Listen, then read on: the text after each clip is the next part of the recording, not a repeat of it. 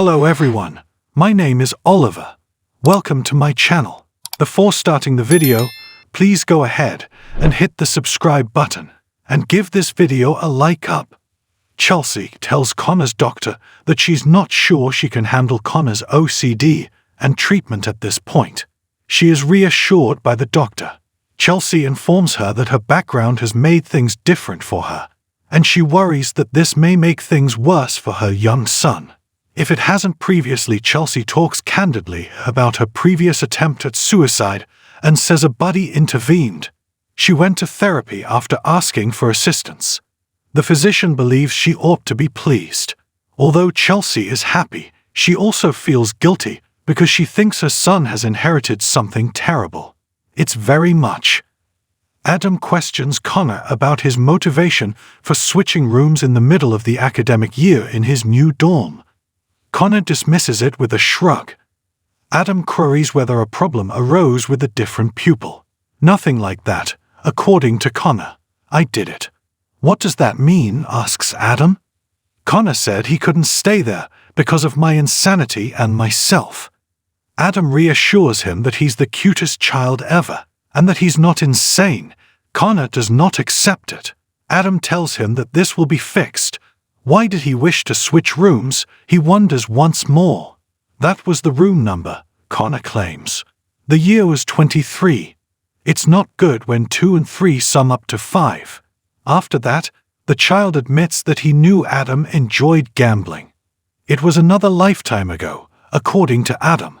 While Connor sanitizes his hands, they talk about the retreat. For Adam, receiving assistance would be a relief.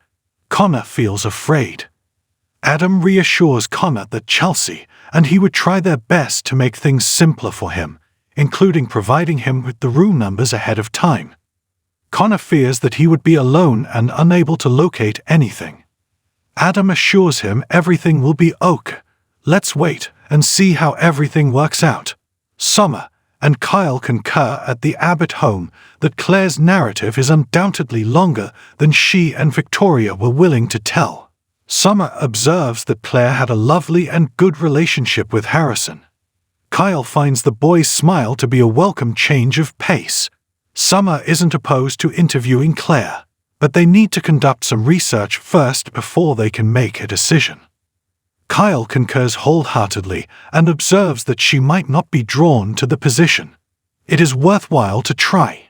Summer intends to conduct further research to uncover the details Victoria withheld from them. Then they will proceed.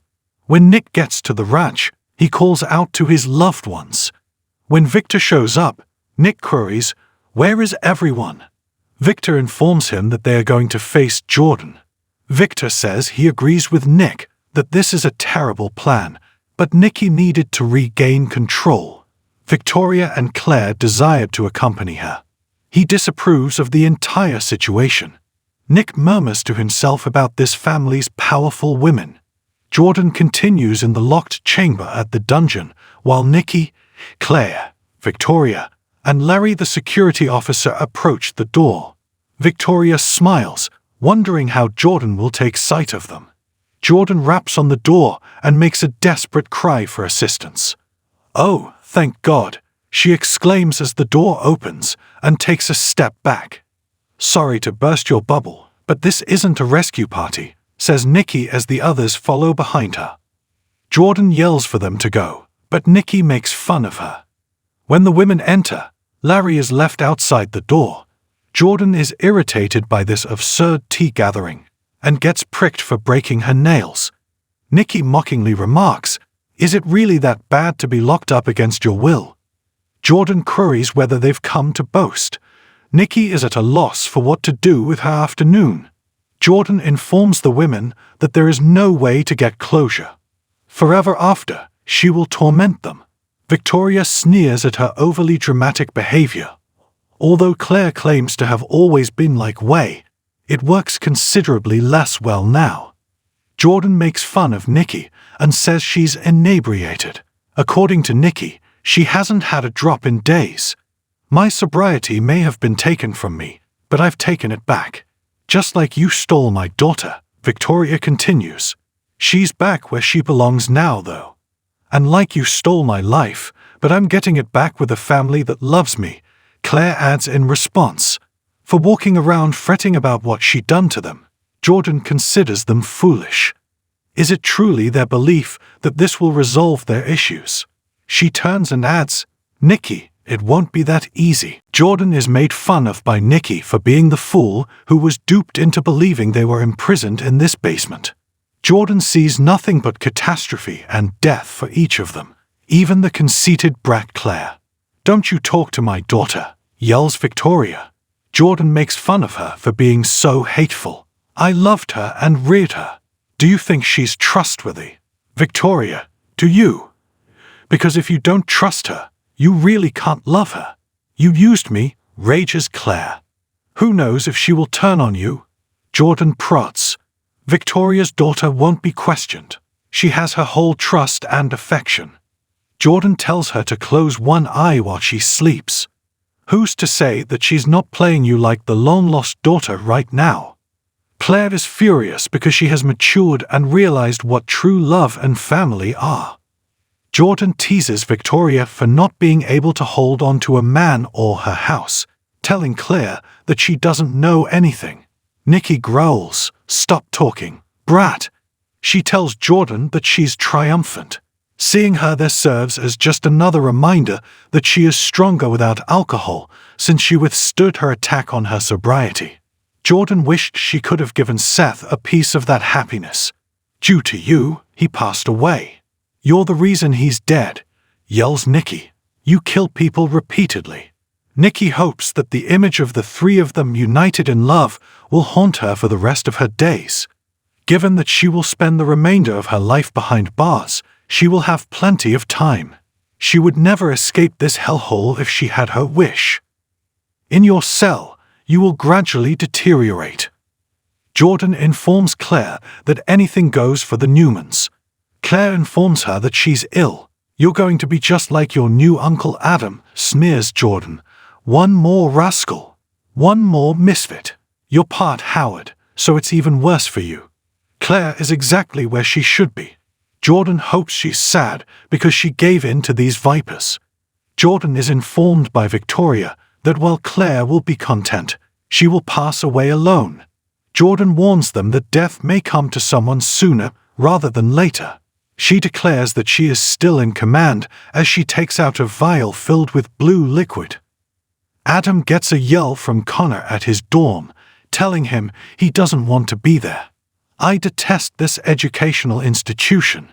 He is also opposed to going to the hospital and believes that there may be nothing that can be done for him. He's not alone in this, Adam assures him. They will accompany him at every turn. Connor says he'll be okay and is eager to return home. Please let me come home, Dad. Adam gives a nod. Sure, indeed. Connor gives him a hug. Chelsea believes that she's the reason behind Connor's pain in the doctor's office. According to the therapist, there is no question of guilt here. Chelsea questions how they failed to see this happening. Connor didn't want them to know, according to the doctor.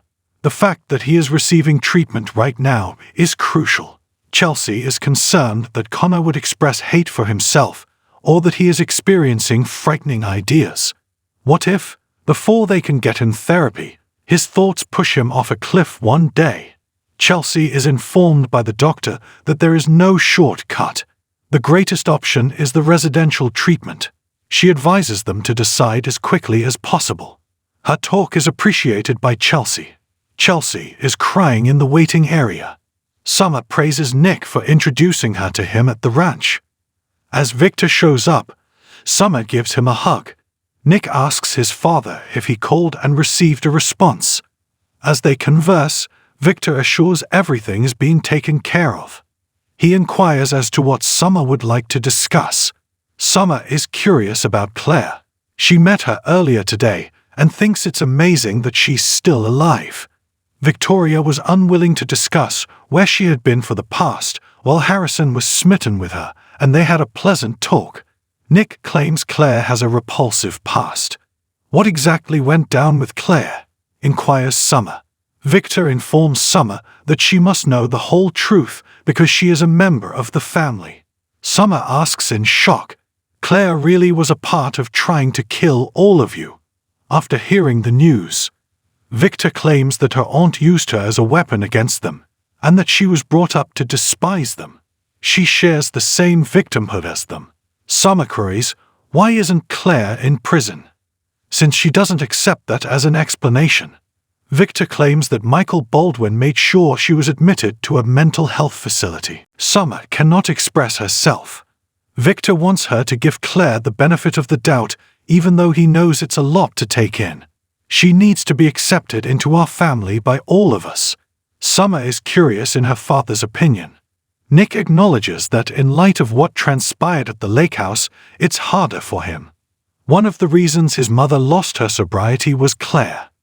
For Victoria's sake, he will be polite, but it will take him some time to move past Claire's actions. Summer is reassured by Victor that Jordan is being taken care of right now. Jordan concurs with Nikki that the dungeon is an absolute hellhole. It is her creation, so she should know. She also didn't forget anything. What she's carrying is a toxin 3 times as deadly as the one she put on them at the lake house. Her initial strategy was to apprehend Nikki and Victor there and offer them the best possible escape route jointly. However, move on to Plan B. She is tired of Nikki's haughty yelling. She believes she is in control because of her name and wealth. Jordan's life has been pointless. Nikki sneers. She can easily picture her attempting to share her tales while incarcerated. "You're just going to be another prisoner with a number." Jordan laughs. "That is not going to be the future. You see, this isn't the best option available to you. I own it." She then swallows the poison. "Claire, ta-ta.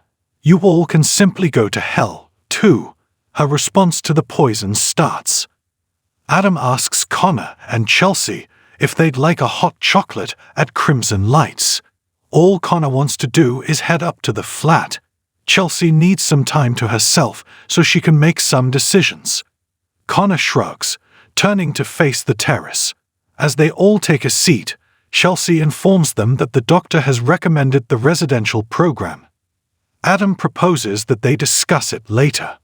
Connor says he's exhausted as well. "Sorry, Chelsea, but this just cannot be ignored." She is aware that he is undoubtedly terrified of the thought of attending a retreat, but they will find a suitable location for him. "Dad says I don't have to go if I want to," Connor snaps. "I also don't want to." Summer informs Kyle that her grandfather and father had a lot to say when she meets him again at the Abbott mansion. It's fortunate that they looked. Letting Claire take care of Harrison or spend any time alone with him would be a monumental mistake for us. The things she has accomplished and her potential, that someone would welcome her into the family, is unbelievable. Jordan asks Claire, "Any last words for me?" In the dungeon, the woman who gave all up for you out of love for you. In pain, she collapses onto the bed. Victoria concerns that they ought to assist her. Nikki notes that they were unaware that she was poisoned and that she voluntarily swallowed it. According to Victoria, she took it to avoid punishment. Is it our desired outcome? Claire wonders if she deserves to live or die after everything that she's had them go through.